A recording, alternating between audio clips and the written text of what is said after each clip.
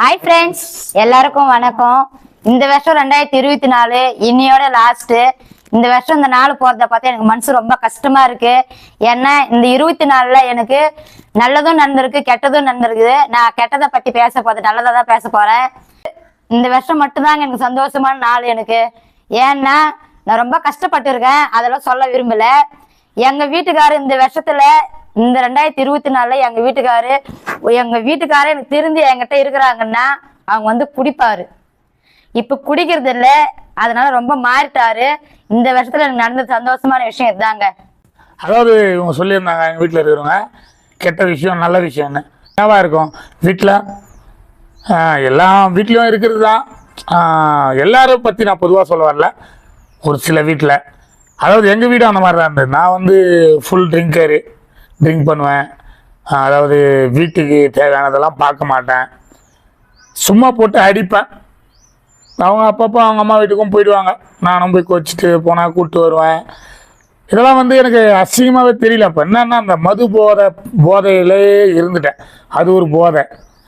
இந்த குடியை விட்ட பிறகு தான் கண்ணாடியில் நான் போய் பார்த்தேன் என்னுடைய ஃபேஸை. என்னை பார்த்தா எனக்கே பிடிக்குது. அதாவது அப்போ குடிக்கும்போது என்னை பார்த்தா யாருக்குமே பிடிக்காது, பட் எனக்கு என்ன பிடிக்கும். இப்போ தான் எல்லாருக்குமே பிடிக்குது. அதாவது நான் மலை மேலே டிரைவராக இருக்கேன், பல வருஷமாக டிரைவராக தான் இருக்கேன். சின்ன ஒரு வண்டி வாங்க முடியல, சின்னதோ பெருசோ. இந்த வருஷம் இந்த குடிப்பழக்கத்தை விட்டு ரொம்ப ஹாப்பியாக இருக்கேன். என் பாப்பா என்னை அப்பான்னு கூப்பிட்டதில்லை. தெரியும், பிறந்ததுலேருந்து 7 இயர்ஸ் ஆகுது. 7 இயர்ஸில் ஒரு முறை கூட அப்பான்னு கூப்பிட்டதில்லை. இப்போல்லாம் அப்பான்னு கூப்பிடுது, அன்பாக பேசுகிறாங்க, பழகிறாங்க பசங்க. எனக்கு அந்த போதையிலிருந்து பழக்கமானவன் அந்த போதையை விட்டு இப்போது அப்பான்னு இந்த உறவுகளோட சந்தோஷமாக இருக்கும்போது எனக்கு இதுவே பெரிய போதையாக இருக்குது. எனக்கு இந்த ஒரு போதையே போதும். இந்த போதையிலேயே கடைசி வரையும் வாங்கிடுவேன். அதாவது இந்த 2024 எனக்கு என்ன கொடுத்ததுன்னா, எங்கள் குடும்பத்தில் சந்தோஷம் கொடுத்தது. பணம் காசு கொடுத்ததோ இல்லையோ தெரியாது.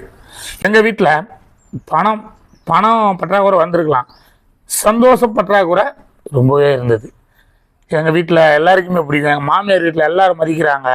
என் மச்சானெல்லாம் நான் கேட்டதை எனக்கு செய்கிறாங்க உடனுக்குடன். அதாவது முந்தா நாள் போனேன் எனக்கு கட்டல் வேணும்னானே.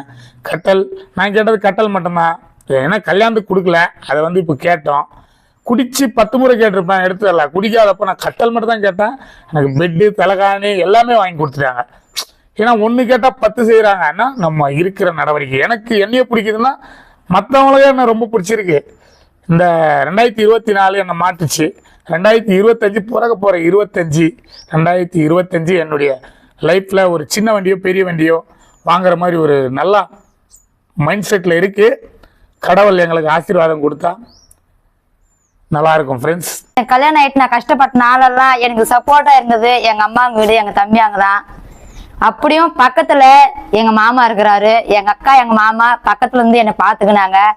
நான் அவங்க கூட தான் இருப்பேன். அவங்க எங்க போனாலும் நம்மளுக்குன்னு சப்போர்ட் இருக்காங்கல்ல. அன்னைக்குல இருந்து இன்னைக்கு வரைக்கும் கூட எனக்கு சப்போர்ட் இருக்காங்க. எங்க அக்கா எங்க மாமா இருக்காங்க எனக்கு பக்கத்துல. எங்க அக்கா எங்க மாமாங்கன்னா எங்க தாய் மாமா பையன்தான். எங்க மாமா எங்க தாய் மாமா பையனை 3வது பையனை தான் நான் கல்யாணம் பண்ணியிருக்கேன். அந்த முறையில எனக்கு ரொம்ப சப்போர்ட் பண்றாங்க. இது நல்லது, இது கெட்டது, இப்படி இரு அப்படி இருன்னு எல்லாமே சொல்லி கொடுப்பாங்க.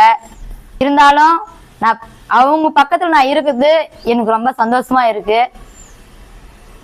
என் பசங்க நான் எத்தனையோ நாள் எவ்வளோ கஷ்டப்பட்டு இருப்பேன். எங்க பாப்பா சொல்லும், மா நீ ஒரு நாளும் நீ கஷ்டப்படாத, நான் இருக்கேன் உனக்கு, தம்பி நானும் இருக்கேன் உங்களுக்கு. அப்பா என்னைக்குனாலும் ஒரு நாளைக்கு மாறுவாங்க, நீ கஷ்டப்படாதுன்னு சொல்லிதான் இருப்பாங்க எங்க பசங்க. ஆனா இந்த 2024 கண்டிப்பா மாறிட்டாங்க. சரி ஃப்ரெண்ட்ஸ், அவ்வளோதான் இன்னைக்கு வீடியோ. இந்த 2024 என் ஃபேமிலிக்காகவும் எனக்கும் என்ன கொடுத்துச்சுன்றது நான் இந்த வீடியோவில் சொல்லியாச்சு.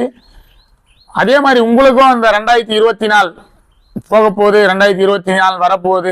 இந்த 2024 உங்களுக்கு என்னெல்லாம் மனசுக்கு நிம்மதியான ஒரு தருணத்தை, ஒரு லைஃப் ஸ்டைலாக மாற்றினது அப்படின்னு ஏதாவது இருந்தால் கமெண்ட் பண்ணுங்கள் ஃப்ரெண்ட்ஸ்.